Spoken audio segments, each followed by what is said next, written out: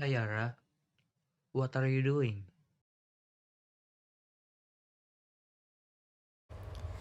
Hi Gusti, I'm practicing for tomorrow's presentation. Oh, okay. By the way, what's the topic of the presentation? The topic is Ternate's resistance to Portuguese colonialism.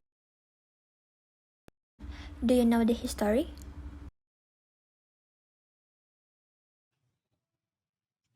I don't know yet. Can you tell me about that?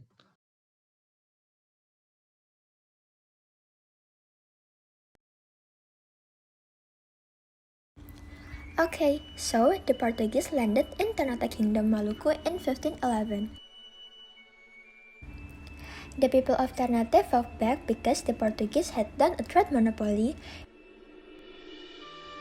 interfered in government arbitrarily against our nation, were too greedy, and spread the Catholic religion even though the majority of Ternate people are Muslim. Then, when Ternate and the Portuguese were in a trade agreement,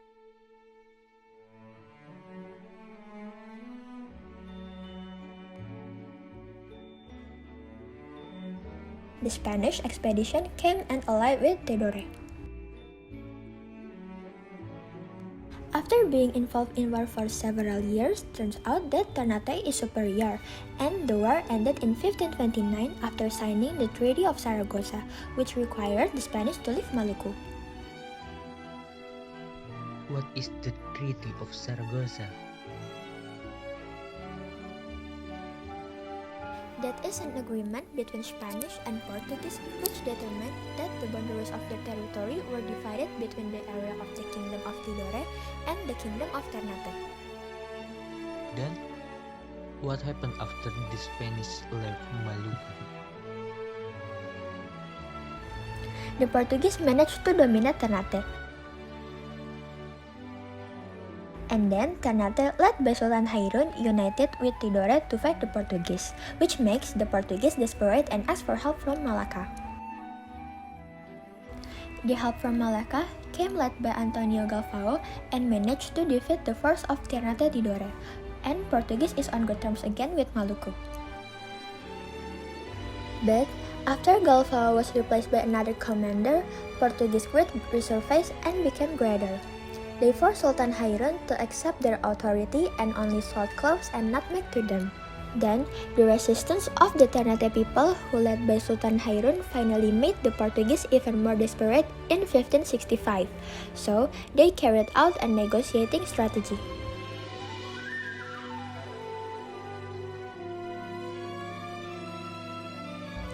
Negotiations between the Kingdom of Ternate and Portuguese were held at Fort Castella on February 28, 1570. But during the negotiations, turns out that the Portuguese killed Sultan Hairun. The death of Sultan Hairun provoked the people of Ternate. They continued the resistance with the Portuguese under the leadership of Sultan Babula, son of Sultan Hairun. After that, Sultan Babula with the people of Ternate are determined to attack the Portuguese by concentrating their attack on blockading the Portuguese fort. For 5 years, the Portuguese survived in the fort and surrendered in 1575 due to running out of supplies and fled to East Timor. A few years after the Portuguese fled, there was a political change in Portuguese that affected Maluku. In 1580, King Philip II of Spain succeeded in invading the Portuguese throne and ruling two kingdoms at once.